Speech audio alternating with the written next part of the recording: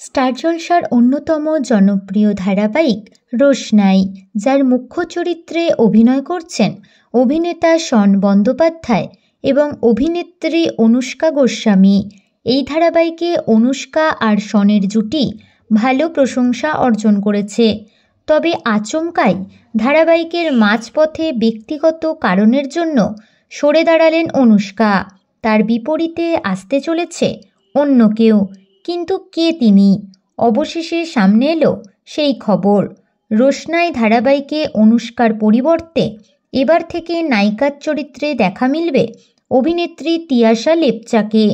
এই বিষয়ে অভিনেত্রী জানিয়েছেন, হ্যাঁ, খবর সত্যি। রোশনাই ধারাবাহিকে নায়িকার চরিত্রে আমি আসছি। এই ধারাবাহিকের কাহিনী চিত্রনাট্যকার লীনা গঙ্গোপাধ্যায়। তিয়াশা জানিয়েছেন, অনেক দিন ধরে লীনার সঙ্গে কাজ করার ইচ্ছা ছিল তার।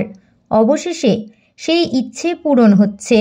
বাংলা মিডিয়াম ধারাবাহিকের পর ফের স্টার জলসায় ফিরছেন তিয়াশা। তিয়াশা দর্শক মহলে ভীষণ পরিচিতি মুখ। আপাতত তার ফেরার খবরে খুশি সকলেই। তো বন্ধুরা, কে কে অনুষ্কা গোস্বামীকে মিস করবেন কমেন্টে অবশ্যই জানাতে পারেন।